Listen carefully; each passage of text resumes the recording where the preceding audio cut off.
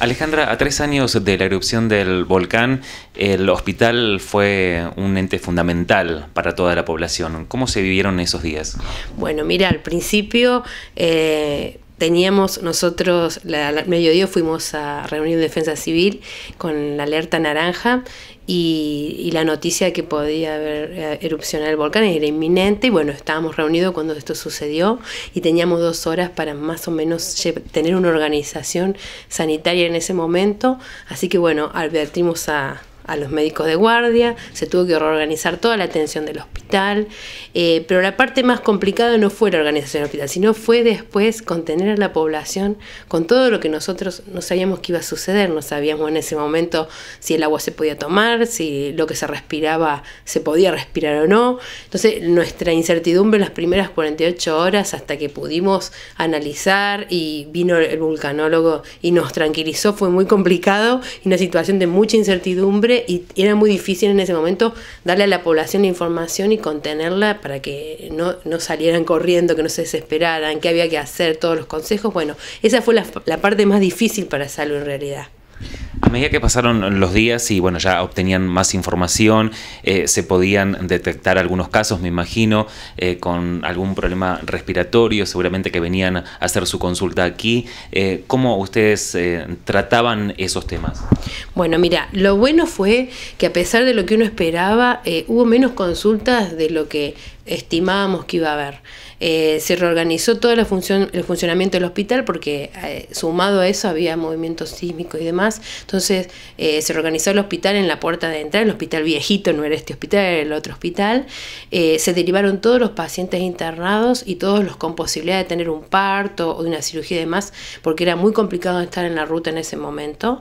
Las consultas fueron pocas, realmente la gente se comportó de una manera excelente. Yo tengo que decir que siguieron al pie de la letra todas las recomendaciones, tratar de no salir si no era necesario. Bueno, se recorrían algunos lugares, algunas viviendas con los agentes sanitarios o enfermería si era necesario, pero la gente fue muy cauta en la consulta. Vinieron algunos pacientes asmáticos con algunas crisis, pero fueron contados y en realidad lo que se esperaba como temporada invernal, que era tener los cuadros de gripe habituales y enfermedad respiratoria, al uso del barbijo y la restricción de las clases disminuyó muchísimo las infecciones en ese invierno. Sí empezaron a aparecer en agosto, septiembre, cuando se dejó de utilizar las medidas de protección.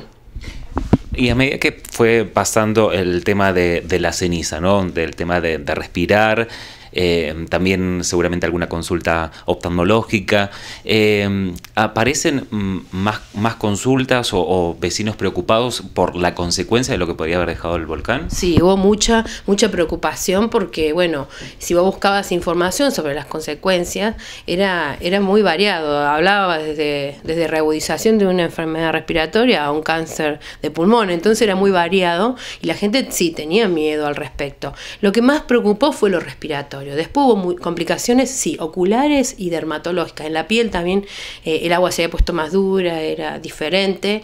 Entonces había algunas alteraciones de irritación en la piel y de lesiones oculares. Pero lo que más preocupó siempre fue la inhalación de la ceniza, que es lo que se trabajó durante tanto tiempo, qué constitución tenía la ceniza, si era nociva o no. Y con las medidas de protección eso se disminuyó. Pero fue muy difícil entender que no era altamente peligroso y que sí podía haber algún aumento o reagudización. Es más, todos los estudios que hicimos posteriores, no hubo todos los que estuvieron con alguna reagudización se reintegraron sin ningún problema.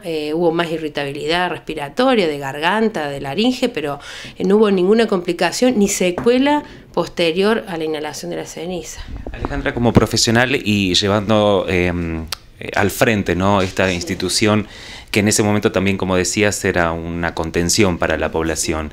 ¿Te sentiste desbordada? Dijiste, no puedo seguir con tantas consultas o con tanta gente que se acerca al hospital o poder dar una respuesta inmediata a lo que necesitaba la población en ese momento? Mira, en realidad no fue tan así, porque tuvimos un excelente equipo. Nosotros llevamos una comisión de defensa civil que estaba a cargo de David Tresen en ese momento, que teníamos una unión muy importante entre las instituciones y nos conteníamos mucho entre todos los jefes de instituciones en sí y trabajamos en equipo, no nos sentimos nunca solos y siempre nos apoyaron, tanto de municipio, de gobierno, de todos lados. Tuvimos contención, la gente llamaba todo el tiempo para preguntar cómo estábamos, todo el mundo se ocupó de nosotros. Fue difícil, pero en realidad dejó mucho aprendizaje esta situación. Se vieron las mejores cosas de las personas y las peores.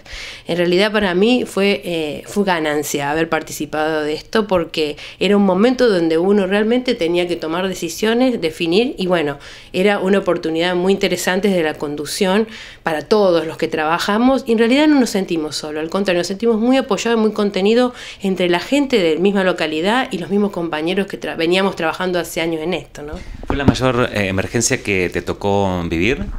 Sí, me han tocado otras, pero esta fue la mayor. Me tocó un incendio en el hospital de General Roca cuando yo trabajé, una amenaza de bomba mientras trabajaba en el quirófano. Tuve algunas situaciones complejas, pero esta no, porque fue la más grande. Hemos tenido accidentes múltiples, que uno toma también otro tipo de decisiones, pero esto fue, digamos, el más impactante y con mayor